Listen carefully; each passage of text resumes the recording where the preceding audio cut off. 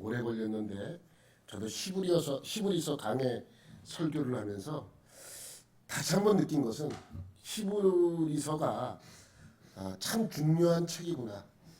구약과 신약을 이해하는데 상당히 큰 역할을 해주는 책이구나. 그런데 히브리서는 근본 없는 책이에요. 근본 없는 책. 여러분 예전에 성이 없는 그 종들을 근본 없는 놈이라고 했잖아요. 히브리서가 근본이 없어요. 왜 그런지 아시죠? 왜 그렇습니까? 쓴 사람을 몰라. 누가 썼는지 모르는 거예요. 여러분 신약 성경은 몇 권이에요? 27권입니다. 근데 저자를 모르는 성경은 딱 하나 있어요. 딱 하나. 우리가 지금 보고 있는 히브리서. 히브리서만 저자가 누굴까라는 의문을 들 정도로 아무 근거가 없어요. 찾아보려고 해도 없습니다. 여러분 성경에서 성경으로 채택된 조건 중에 가장 중요한 조건이 뭐냐면 쓴 사람이 누군가 알아야 되는 거예요. 이게 중요한 조건임에도 불구하고 히브리서가 성경에 들어가 있습니다. 그러면 이것을 보면 히브리서가 성경으로 채택된 것은 하나님의 섭리인 것 같아요. 왜? 너무나 중요하기 때문에. 여러분 봤잖아요. 너무너무 중요하잖아요. 여러분 히브리서가 성경으로 채택된 과정은 너무나 험난했어요. 오늘 설교는 그 내용을 좀 여러분에게 알려드리려고 합니다. 그러니까 좀 재미있게 들리는 사람도 있겠지만 상당히 지루하게 느껴질 수도 있습니다. 그렇지만 한 번쯤 들어두면 참고하기에는 참 좋은 내용이기도 합니다. 여러분 우리 표를 보면 성경이 쓰여진 순서대로 내가 이렇게 쭉 적어놨어요. 그래서 신약 성경 중에서 가장 먼저 쓰여진 것은 바울 서신이에요. 바울 서신이 먼저 쓰여지고 그 다음에 많은 성경들이 쓰여지고 마지막에 요한계시록과 요한 1, 2, 3서가 기록이 되었습니다. 그러면 당연히 우리가 생각해 볼 때 이것을 보고 추정을 하면 초대교회 때 성경이 처음 읽어졌던, 그러니까 많이 읽혀졌던 성경이 무엇이겠습니까? 바울 서신이죠. 바울 서신이 먼저 쓰여졌기 때문에 그 편지가 많은 교회에 떠돌아다니면 좀 이상한가? 하여튼 돌아다니면서 그 편지가 성경처럼 읽혀진 것입니다. 당시 초대교회에서는 구약 성경도 읽혀졌지만 사도들이 보낸 편지도 필사하여 여러 교회에 나누어 이 성경이 읽혀졌어요. 골로새서 4장 16절에 그 힌트가 있죠.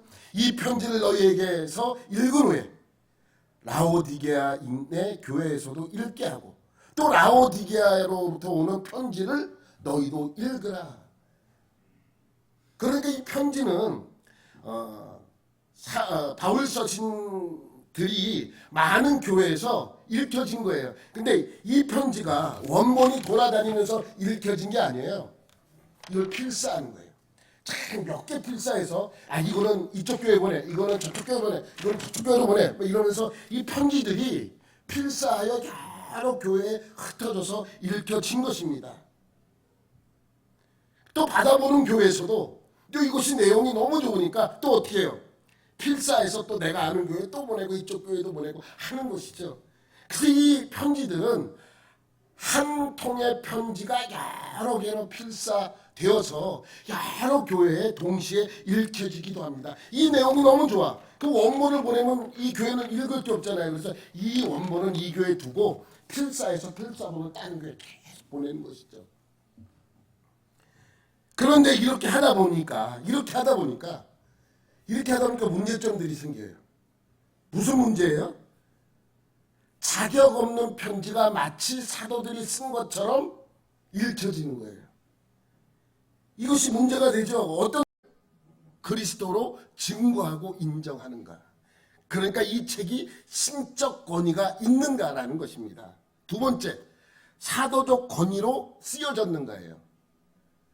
생각해 보세요. 사도가 아닌 사람들이 쓴 것이 성경으로 채택되기가 어렵다는 것이죠. 왜? 쓴 사람이 정확히 누군지 알아야 되고 그 쓴 사람의 권위가 인정받으려면 제일 첫 번째 사람이 사도적 권위를 갖고 있는 사람이 되어야 되기 때문입니다.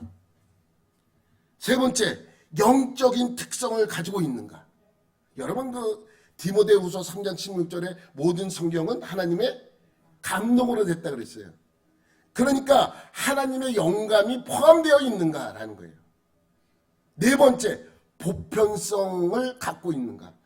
어떤 사람이 읽어도 와 이건 진짜 하나님의 말씀이지 라고 인정되어지는 서신만 성경으로 포함시키는 거예요. 근데 여러 가지가 있지만 이렇게 크게 네 가지 중심으로 성경이 채택되는데 따른 규정인 것이죠. 그래서 이런 조건으로 막 성경을 분류해내는 것입니다. 많이 있었을 거 아니에요. 그래서 맨 처음에 교회에서 성경으로 인정받은 책은 몇 권인 줄 아세요? 20권밖에 안 돼요. 20권. 그것이 이거예요. 사복음서, 마태, 마가, 누가, 요한 4권, 사도행전 5권, 바울 서신 13권. 그러니까 18권, 그 다음에 베드로전서 19권, 요한일서 20권. 빠진 게 있죠? 넘겨보세요. 빠진 거. 왼쪽에 있는 거예요. 야고보서도 없었고요. 처음에 초기에는 야고보서는 성경 안에 포함되어 있지 못했어요. 유다서도 그렇고요. 베드로후서, 요한 2서와 3서, 요한계시록, 히브리서. 이 책은 성경으로서 인정받지 못했어요. 논란은 있었어요. 이것이 성경으로 포함되어지느냐 말아야 되나 라는 논란이 있었지만 초기에는 이 7권의 성경은 빠져 있었어요. 그리고 또 논란이 된 것이 있어요. 여러분들은 좀 생소할지 모르지만 헤르마스의 목자 서라는 책이 있어요. 디다케서라는 책이 있습니다. 이 두 책도 마찬가지로 논란이 있었어요. 그 외에 많은 책들이 논란이 있었지만 제일 많이 논란이 되었던 책들이 이렇게 9권의 책이에요. 벌써 넘기면 안 돼. 그렇지. 이 9권의 책이에요. 여러분, 그러면 왜 야고보서는 성경으로 채택되어지는 데 있어서 논란이 되었나? 이유가 있어요. 야고보서를 보면 야고보서 자신이 썼다는 걸 기록해요. 이 책이 야고보가 썼다는 거. 그런데 문제는 자기를 가리켜 사도라고 고백하지 않은 점이에요. 그리고 예수님이 살아 계실 때 예수님을 박해했잖아요. 형이 무슨 그리스도 메시아야, 형이 무슨 구원자야 라고 하면서 제사장들하고 이렇게 뭐 협약해서 예수님을 좀 괴롭힌 내용들이 있잖아요. 복음서에 보면. 그래서 야고보서는 성경에서 빼야 된다고 주장하는 사람들이 있었어요. 그래서 논란이 되기 때문에 보류시킨 거예요. 유다서도 똑같아요. 유다서도 예수님의 동생이 쓴 책이에요. 그러니까 이 책도 똑같아요. 그런데 여기엔 또 논란이 될 만한 내용이 있어요. 뭐냐면 구약 성경 중에 구약 외경 중에 에녹서라는 게 있어요. 에녹서. 근데 에녹서는 정경에 포함되어 있지 않은데 유다서에 보면 에녹서를 인용한 것이 나와요. 그래서 그 문제. 그 다음에 또 마찬가지로 야고보서와 마찬가지로 유다도 예수님이 살아계실 때는 메시아로 인정하지 않았기 때문에 이 유다서서 뺀 것입니다. 근데 왜 베드로후서는 왜 뺐느냐? 베드로후서도 처음에 보면 1장 1절에 보면 사도 베드로가 썼다라고 쓰여진 구절이 있어요. 그럼에도 불구하고 빠진 이유는 베드로 전서와 베드로 후서가 문체가 달라요. 문체가. 그래서 베드로가 정말 썼는가? 만약에 베드로가 썼다면 이거는 틀림없이 성경에 포함시켜야 되는데 베드로 전서와 베드로 후서의 문체가 너무 달라도 너무 달라. 그래서 뺀 거예요. 근데 왜 나중에는 포함됐는가? 여러분, 베드로는 이제 결론을 이렇게 이제 맺었어요. 그래서 포함된 건데, 베드로는 헬라어를 잘 못했어요. 헬라어. 외국 사람이 일본 사람이 우리나라 말을 배우고 중국 사람이 우리나라를 말을 배워서 우리나라에 와서 살고 생활하는데 문제는 없는데 뭘 가르치고 뭐 설교를 한다고 생각해 보세요. 얼마나 단순하겠습니까? 그래서 베드로가 히브리어로 쓴 내용을 번역하는, 그러니까 나는 히브리어로 베드로가 막 얘기할 때 그것을 헬라어로 바꾸어서 쓴 사람이 달랐기 때문에 문체가 다르다는 결론에 이른 것입니다. 그래서 나중에는 포함됐지만 초기에는 베드로서도 성경에 포함되지 못했어요. 또 요한 2서와 3서도 성경에 포함되지 못했어요. 분명히 이거는 요한이 기록된 것이 분명한데 그 요한이 사도 요한인지 아닌지 판단할 수가 없어요. 왜냐하면 요한 2서와 3서에는 스스로를 사도라고 고백하지 않고 뭐라고 고백해요? 장로라 그래요. 장로라는 개념을 많은 사람들이 잘못 오해하기 때문에 그런 결과를 맞게 된 것이죠. 근데 왜 요한계시록은 왜 논란이 있었나? 이게 왜냐하면 요한계시록은 초기에 이단들이 가장 많이 갖고 장난친 성경이 요한계시록이에요. 그 당시에 폰타니우스라는 이단이 있었는데 그 이단이 제일 많이 성경을 왜곡한 것을 근거로 삼은 것이 요한계시록이에요. 지금 누가 그래요? 신천지 가면요 요한계시록만 설교를 해요.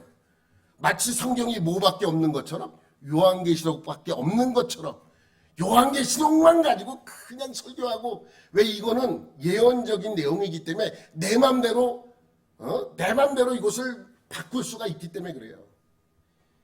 그런 것처럼 요한계시록이 자꾸만 이단들의 밥이 되니까, 이단들의 그 미끼가 되듯이 그렇게 쓰이니까 요한계시록을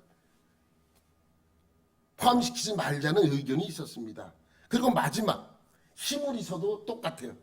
히브리서는 내용은 너무 좋아요. 그런데 쓴 사람이 확실치가 않아. 쓴 사람이. 그래서 이것이 성경으로 들어갔다 빠졌다 들어갔다 다 그래요. 이 7개 성경은 야고보서, 유다서, 베드로후서, 요한 2서, 3서, 요한계시록, 히브리서 이 성경은 성경에 포함됐다가 또 어떤 교부가 볼 때 안 좋으니까 뺐다가 들어갔다 했던 건데 최종적으로 이러한 논란이 많이 있었어요. 그리고 아까 옆에 있는 헤르마스의 목자, 아까 봤어요. 넘겨보세요. 헤르마스의 목자. 이 책인데 이 책도 끝까지 논란이 있었어요. 성경에 포함되느냐 말아야 되느냐, 포함되느냐 말아야 되느냐.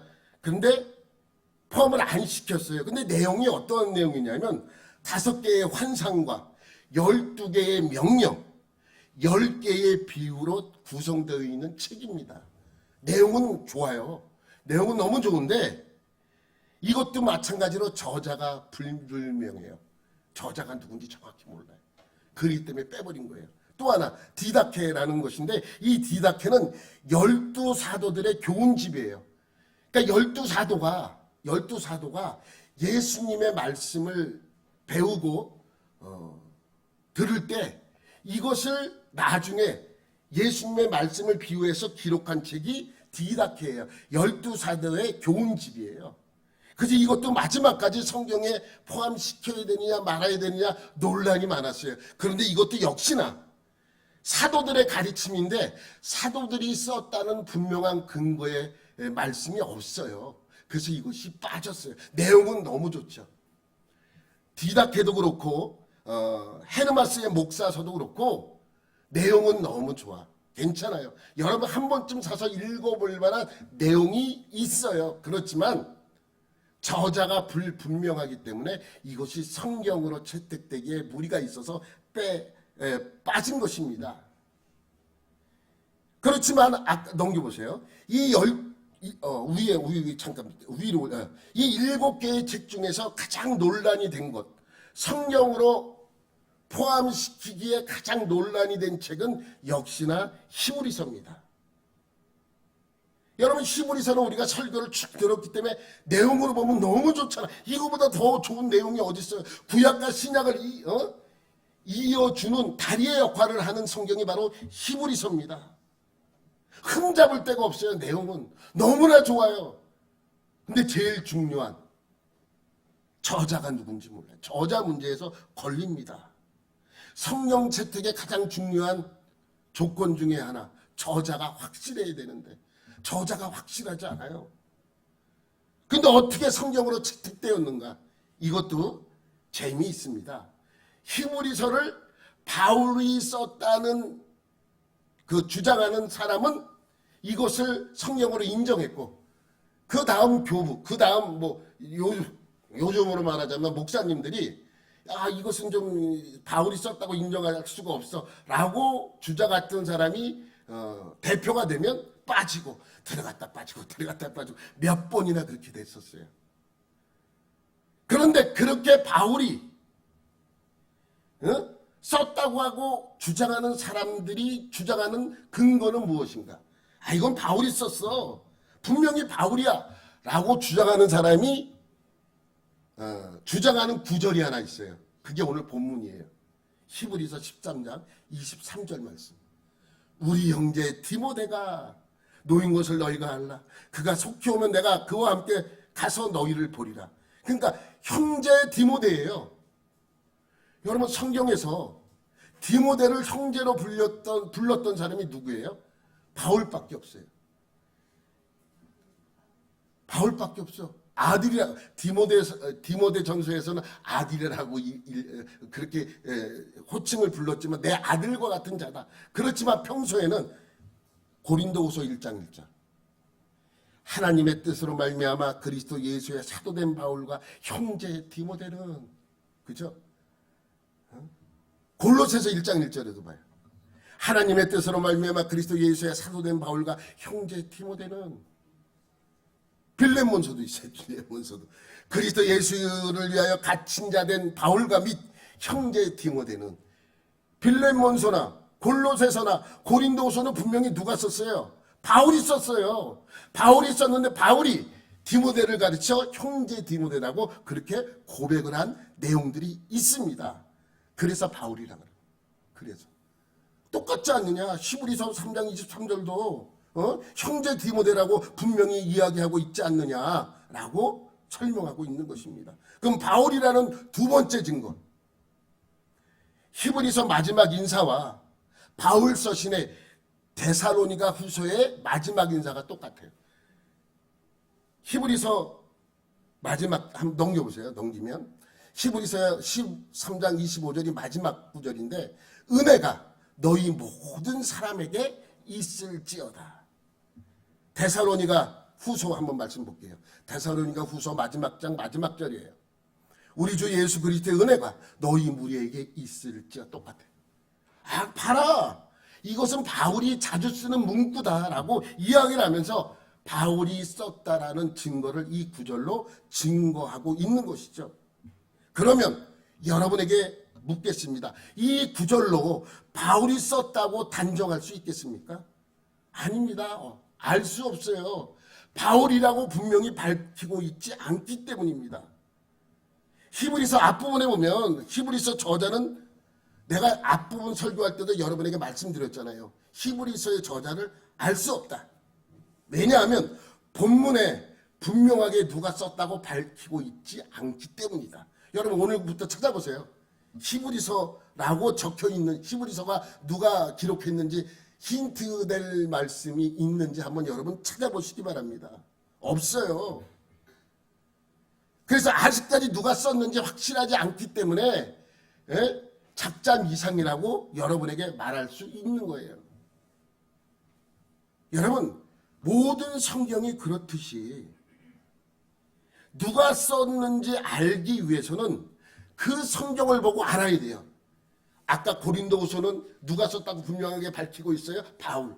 고린도 전서도 로마서도 바울 서신 13권 전부를 보면 분명하게 먼저 선포하는 것이 자기 자신이 누구인지 밝히는 것으로 시작이 돼요. 다른 성경도 마찬가지예요.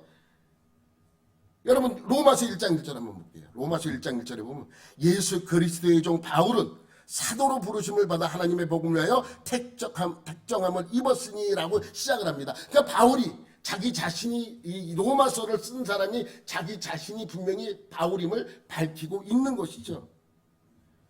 근데 히브리서는 없어요. 히브리서는 누구라고 밝혀지지 않아요. 히브리서 1장 1절 2절을 말씀 보면 이러한 말씀이 있습니다.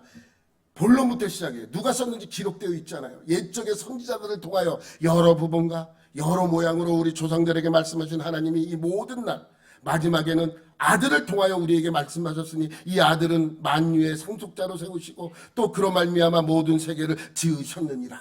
그러면서 누가 썼는지 그거에 대하여 말을 하지 않고 바로 본론부터 들어가고 있다는 것이죠. 오늘 우리는 히브리서의 여러 구절의 근거를 통해서 이 히브리서를 기록한 사람이 누구인지 추정해 나가 보도록 하겠습니다. 한번 추정할 수 있는 데까지 한번 추정해 보는 거예요.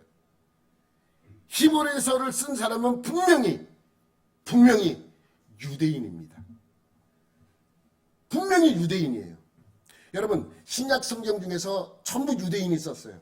한 사람만 빼고. 누가는 헬라 사람이에요. 의사죠.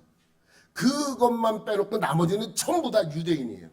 전부 유대인이 기록했어요.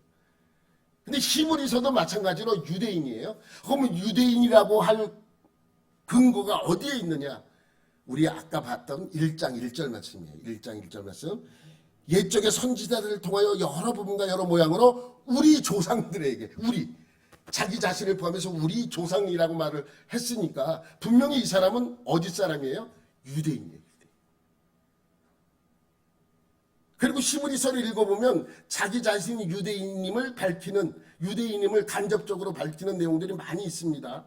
두 번째는 히브리서를 쓴 사람은 분명히 로마에 간 적이 있었거나 로마에 살던 사람이에요.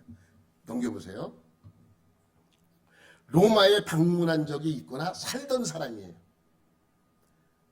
로마에 방문한 적이 있거나 방문해서 로마 교회에 함께 신앙생활을 했거나 아니면 로마에서 살던 사람이에요.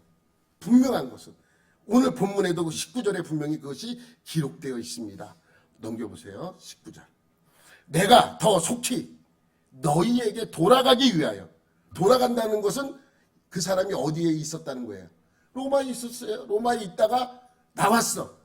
왜 나왔는지 몰라요. 네로의 핍박으로 말미암아 나온 건지 아니면 다른 일 때문에 나왔을 때 거기에 그런 일들이 발생한 건지는 모르겠지만 지금 이 히브리서 저자는 로마에 있지 않습니다. 그래서 내가 너희에게 돌아가기 위하여 라고 표현한 것을 보면 이 사람은 분명히 로마에 있었던 적이 있습니다. 세 번째, 사역자입니다. 평신도가 아니라 단순히 평신도가 아니라 하나님의 일을 했던 사역자예요. 그것도 오늘 말씀이 18절 19절 말씀에 포함되어 있어요. 지난주에 봤죠? 17절 18절이에요. 너희를 인도하는 자들에게 누구였어요? 사역자들이었단 말이죠. 사역자들인데 그 인도자들에게 복종하라라고 하면서 그 지도자들을 우리라는 표현을 쓰잖아요. 우리를 위하여 기도하라. 그러니까 그들을 위해서 기도하라 그러지 않고 우리를 위해서 기도하라. 그러니까 이 히브리서를 쓴 사람은 분명히 평신도 사역을 하던 사람이 아니라 성경을 가르치고 말씀을 가르쳤던 지도자 신분으로 있었던 사람이죠. 네 번째 조건은 디모데를 잘 알고 있는 사람이에요. 그것도 오늘 아까 읽었던 우리가 본문 말씀이죠. 우리 형제 디모데가 놓인 것을 너희가 알라. 디모데, 여러분 히브리서에서 믿음의 조상들 이름 외에 이름이 언급되는 사람은 디모데밖에 없어요. 그러니까 분명한 것은 히브리서는 누가 쓰지 않았다? 디모데가 쓰지 않았다. 이거는 확실해요. 이거는 100% 확실해요. 이 히브리서는 디모데가 쓰지 않았다. 그렇지만 디모데를 잘 알고 있는 사람이다. 왜? 그가 놓인 것을 알았고 그가 속히 오면, 그가 오면 그와 함께 같이 어디를 간다는 거예요? 너희에게 가리라 라고 설명하고 있기 때문입니다. 다섯 번째 이유는 구약의 능통한 자. 이거는 히브리서 전체가 구약을 모르면 쓸 수 없는 내용들이잖아요. 그러니까 내가 이것은 여러분에게 몇 구절이 있다 할 이유가 없는 거예요. 왜? 히브리서 전체가 구약적인 내용을 갖고 예수님을 증명해내는 내용입니다. 구약의 많은 율법들의 내용을 가지고 무엇을 증명한 거예요? 예수님을 증명해낸 거예요. 그 구약에 능통하지 않으면 히브리서를 쓸 수 없습니다. 구약의 제사법, 율법의 풍부한 지식, 성막, 제사장, 대제사장, 그 다음에 천사도 그렇고요, 재물도 그렇고, 구약의 믿음의 사람들을 이야기하는 거 보면 이 사람은 정말 구약에 능통한 사람이다. 여러분, 이 다섯 가지에 합당한 사람은 누굽니까? 바울이죠. 바울이에요, 바울. 바울은 유대인입니다. 로마에 방문한 적 있죠.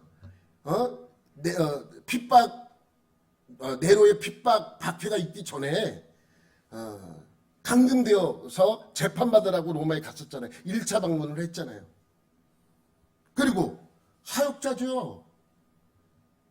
그리고 디모데를 바울만큼 아는 사람이 없어요. 그리고 구약에 능통한 자예요. 그냥 능통한 자가 아니에요. 구약하면 이 바울은 능통하는 것을 넘어선 아주 지도자 입장에서 가르칠 수 있는 그러한 사람이죠.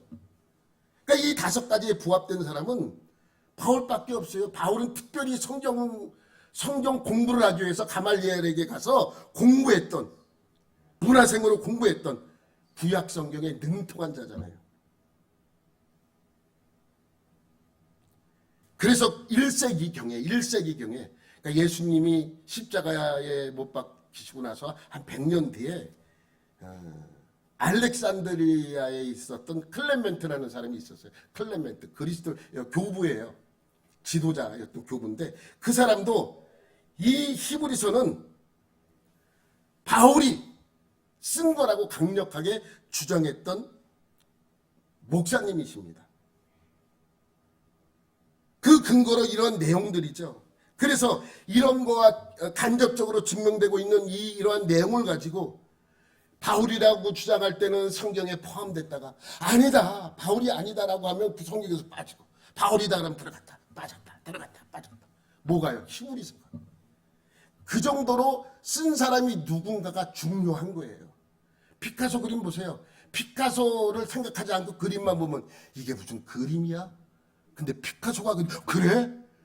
그러잖아요. 그죠? 오, 이게 피카소. 야, 역시 이 그림은 다르긴 뭐가 달라. 내가 보면 똑같은 6살짜리가 그린 것 같은데.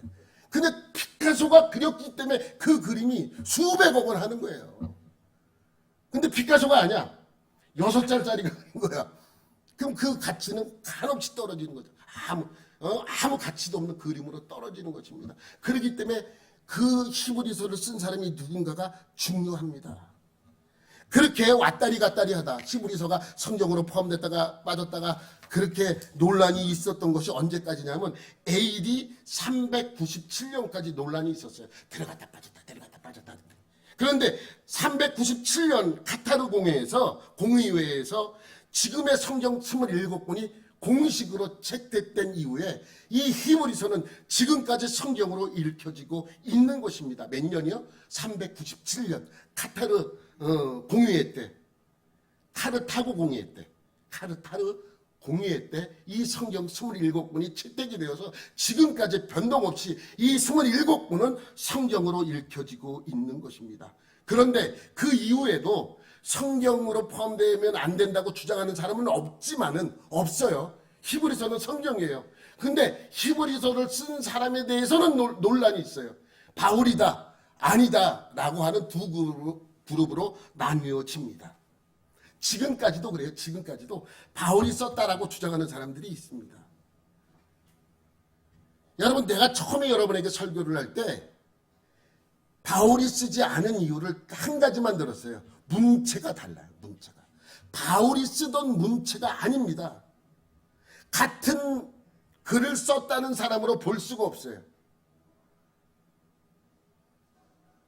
바울이 아니라고 주장하는 신학자들은 이런 것들을 들어서 바울이 쓴 것이 아니라고 말하는 것입니다.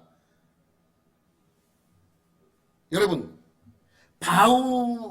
히브리서에서 가장 중요한 핵심은 뭐예요? 내용을 보면 성막과 제사와 대제사장입니다. 히브리서를 보면 이것을 가지고 풀어나가는 거예요. 성막을 갖고 풀었고 제사를 갖고 풀었고 그 다음에 대제사장을 갖고 예수 그리스도로 비유해서 설명한 내용입니다. 아주 중요하죠. 그래서 예수 그리스도의 모형이자 그림자가 바로 성막이고 제사고 대제사장이라고 설교하는 내용이 바로 히브리서입니다. 이것이 히브리서의 핵심이죠. 그런데 재미있는 것을 여러분에게 알려드릴게요. 바울 서신을 아무리 찾아봐도 대제사장, 제사, 성막 이런 내용이 하나도 없어요. 신기할 정도로 없어요. 만약에 이렇게 구약에 능통했는데 특별히 제사와 성막과 대제사장 이러한 것을 많이 알고 있는 사람이라면 다른 서신서를 쓸 때도 이것을 한두 번이라도 언급되어 있어야 되는데 하나도 없어요. 그래서 아닐 것이라고 말하는 것입니다. 여러분 생각은 어떻습니까? 그럼에도 불구하고 바울입니까? 여러 사람이 언급이 돼요. 바울이라고, 그럼에도 불구하고 바울이라고 주장하는 분들이 있고 또 바울과 함께 처음 여행했던 바나바라고 하는 사람도 있어요. 이것을 쓴 사람이. 또 브리스길라와 아굴라가 썼다라고 하는 분들도 있고 아볼로 아시죠? 아볼로가 썼다라고 하는 사람이 있습니다. 빌립이라는 사람도 있어요. 빌립. 예수님의 제자 빌립. 여러분 누구 같아요? 아무리 생각해도 바울 같죠? 아무리 생각해도 바울 외에는 과연 이것을 쓸 수 있는 사람이 있을까? 근데 바울이 아니라는 제일 중요한 단서가 있습니다. 바울이 아니라는 단서. 히브리서 2장 3절입니다. 여기 보세요. 우리가 이같이 큰 구원을 등한히 여기면 어찌 그 보응을 피하리요. 이 구원은 처음에 주로 말씀하신 바요 들은 자들이 우리에게 확증한 바니. 바울이라면 이런 표현을 절대로 쓰지 않습니다. 절대로. 왜 그렇습니까? 자기 자신을 뭐라고 늘 강조했습니까? 자기는 사도예요. 예수님에게 들어서 자기는 그 예수님이 메시아로 알았고 그 예수님을 메시아로 증거하는 사람입니다. 사도예요. 그래서 바울 서신에 보면 제일 강조하는 것은 바울도 아니고 사도라는 그 명칭을 상당히 강조합니다. 사도됐나 바울은, 사도됐나 바울은 전부 다 사도라는 말씀을 강조하고 있어요. 그런데 이 구원은 처음에 주로 말씀하신 바요 들은 자들이 사도들인데 그 들은 자들이 우리에게 증거를 했대요. 그러니까 이 내용은 바울이 이야기하는 스타일이 절대로 아닙니다. 바울이라면 이렇게 설명했을 것입니다. 이 구원은 처음에 주로 말씀하신 바를 내가 확증하는 바니라고 했어야 맞죠. 바울이라면. 근데 바울이 아니기 때문에 그렇게 들은 자들이 우리에게 확증했대요. 사도들이 우리에게 확증했대. 그럼 우리라는 사람들은 속사도라고 우리가 공식적인 명칭을 이렇게 사용하거든요. 속사도. 사도는 아닌데 사도적 권위를 좀 갖고 있는 사람을 속사도라고 그래요. 그래서 속사도라는 이야기인데 이 이야기는 바울이 아니라는 제일 강력한 증거의 구절이죠. 바울이 아니라는. 그래서 아까 5가지의 조건이 있었는데 한 가지가 추가되는 거예요. 넘겨보세요. 사도들의 제자예요. 속사도예요. 이 쓴 사람은 사도가 아니라 속사도예요. 분명한 것은. 그래서 이 한 가지가 추가됐어요. 유대인이어야 합니다. 그 다음에 로마에 방문한 적이 있고 사역자여야 하고 디모데를 잘 아는 사람, 구약에 능통한 사람, 사도들의 제자 속사도라는 얘기. 그래서 이것이 충족된 사람이 누구예요? 아까 얘기했던 바나바라고 주장하는 사람들의 이야기입니다. 바나바라고 주장하는 이유는 뭐냐면 바나바는 레위 지파예요. 레위 지파는 제가 말씀드렸죠. 레위 지파는 특별히 성경 공부를 더 시켰고 부모들이 자식들을 가르칠 때 이 레위기가 자체를 통째로 암기시킨다고 말씀을 드렸어요. 사도행전 4장 36절에 보면 구브로에서 난 레위족 사람이 있으니 이름은 요셉이라 사도들이 일컬어 바나바라 하니, 바나바는 요셉이에요. 바나바는 헬라식 이름이고 요셉은 유대식 이름이에요. 그 사람이 바로 레위족 사람이래요. 레위 지파 사람이에요. 그렇기 때문에 이 구약 성경을 통째로 알고 있었고, 그래서 이 바나바는 바울과 함께 수리아 안디옥 교회를 가르쳤던 사람이에요. 성도들을 가르쳤던 사람이에요. 그래서 교사로서 충분한 자격이 있었던 사람이기 때문에 바나바일 것이다. 바나바는 그 6가지의 그 조건에 다 충족하는 사람이기 때문에 그렇습니다. 또 아굴라와 브리스길라라고 주장하는 사람이 있죠. 이 사람도 역시 그 6가지 조건에 다 충족한 조건을 갖고 있어요. 아굴라는 유대인이고 브리스길라는 로마 귀족입니다. 그래서 아굴라는 유대인이기 때문에 고린도에서 만나잖아요. 만나서 바울에게서 많이 배웠어요. 그리고 나중에 아볼로를 가르칠 정도로 아볼로를 지도할 만큼 충분한 성경적 지식이 있기 때문에 이 사람일 것이다 라고 주장하는 사람들이 있습니다. 그래서 이렇게 주장하는 사람이 있고 또 아볼로라고 주장하는 사람이 있죠. 아볼로는 주장하는 사람이 꽤 그 설득력이 있어요. 아볼로라고 할 때 꽤 설득력이 있습니다. 왜냐하면 여러 가지 조건이 부합한 사람이 또 아볼로이기도 하기 때문에 그렇습니다. 마틴 루터도 히브리서를 아볼로가 썼다라고 그렇게 이야기했습니다. 마틴 루터도. 여러분 아볼로는 어떤 사람입니까? 알렉산드리아 출신이에요. 알렉산드리아는 내가 늘 설명하죠. 그 당시 가장 큰 도서실이 이 알렉산드리아에 있었어요. 그래서 헬라의 모든 서적들이 다 이곳에 있었어요. 여러분 히브리어로 된 구약 성경이 70인역 헬라어로 번역된 곳이 알렉산드리아예요. 그래서 번역되어서 이 도서실에 보유를 하고 있어요.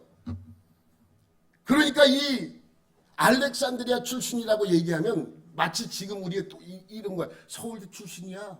그러면 저 사람 참 똑똑하겠군 할 정도로 알렉산드리아 출신이야. 그러면 뭐예요? 저 사람은 지식이 풍부한 사람일 거야 라고 추정하고 수 있는 것이죠. 사도행전 18장 24절 말씀이에요. 시작. 알렉산드리아에서 난 아볼로라 하는 유대인이 에베소에 이르니 이 사람은 언면도 좋고 성경에 능통한 자라. 여기서 성경은 신약 성경이 아니에요. 구약 성경이죠.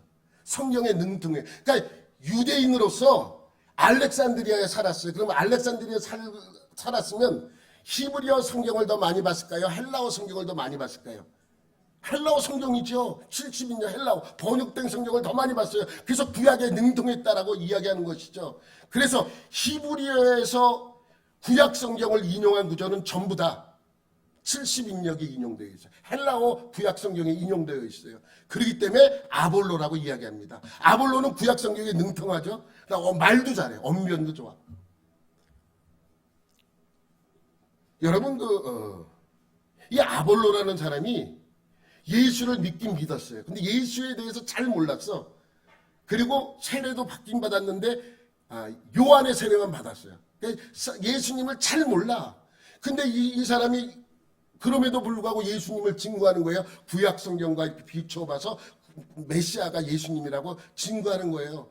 근데 아볼로와 브리스길라와 아굴라가 에베소에 있을 때 바울이 없었어요. 이 사람이 이 에베소까지 와서 막 복음을 증거해요. 근데 약간 기초적인 것은 있는데 잘 모르는 거야. 그래서 들어보니까 이 사람이 괜찮거든요. 구약 성경을 잘 알거든. 그러니까 아굴라가 그를 데려다가 뭐예요? 교육을 시켜요. 그래서 복음에 대하여 제대로 가르치죠. 예수님이 누구라고 제대로 가르칩니다. 성경을 비추어 봐서 제대로 교육을 받습니다. 그래서 어떻게 해요? 그가 더 많이 알게 됩니다. 사도행전 18장 26절 말씀 한번 볼게요. 그가 회당행에서 담대히 말하기 시작하고는 브리스길라와 아굴라가 듣고 데려다가 하나님의 도를 더 정확하게 풀어 이르더라. 잘 가르쳤어요. 그래서 바울이 오기 전에 이 아볼로는 고린도에 가서 복음을 다시 증거하기 시작하고 나중에는 만나서 바울의 제자가 돼요. 바울의 제자.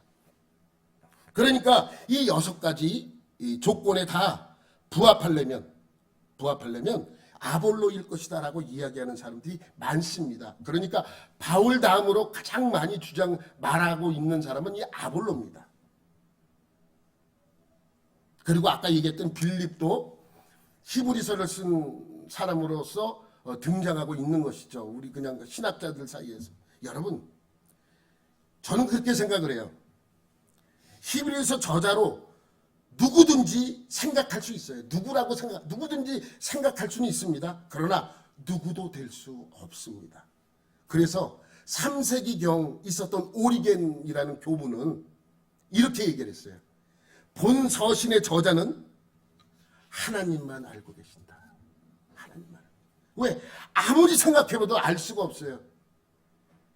저도 여러분에게 누구다라고 말 못해요. 제가 바울이다 그러면 바울이 아니라는 증거가 있는데 그 구절만 없으면 분명히 바울이에요. 근데 바울이 아니야. 그 구절이 있기 때문에 분명히 아니에요. 왜냐하면 바울은요.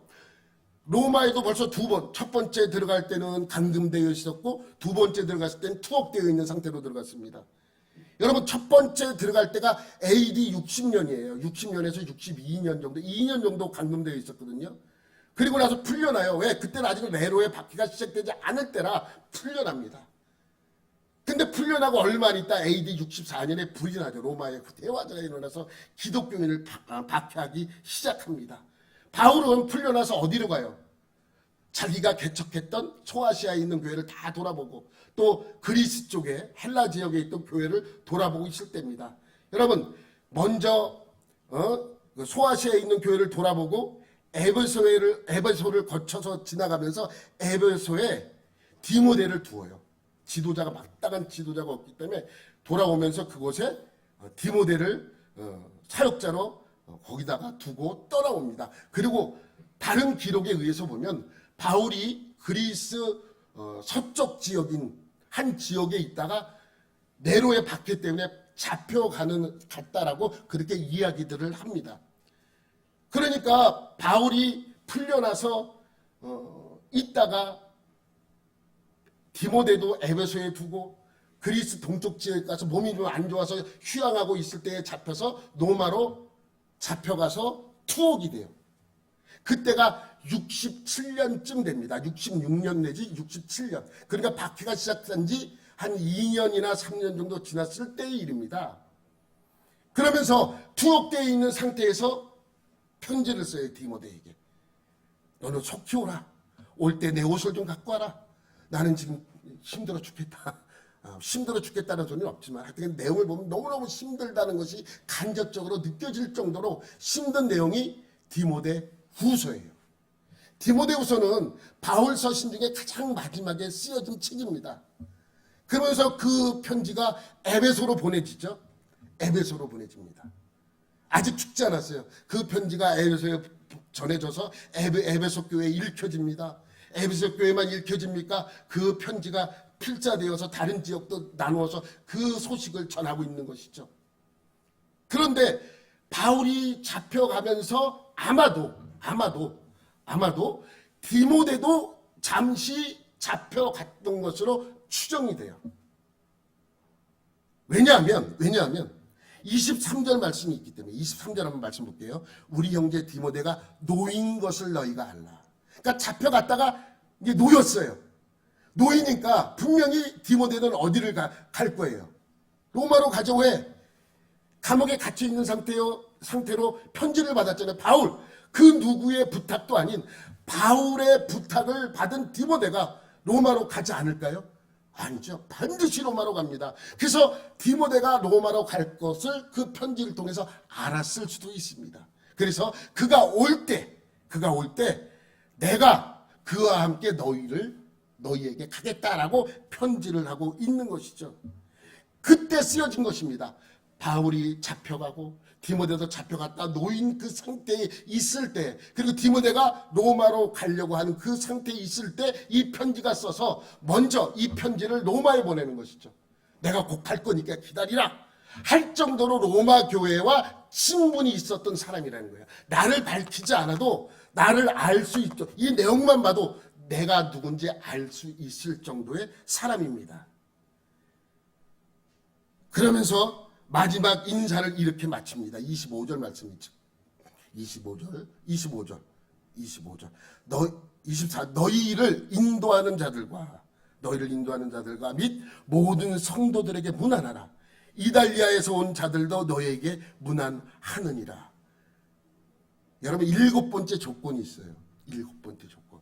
이 사람은 현재 히브리서를 쓸 때 많은 책에서는 히브리서가 로마에서 쓰여졌다고 이야기를 합니다. 아닙니다. 로마에서 쓰여지지 않았어요.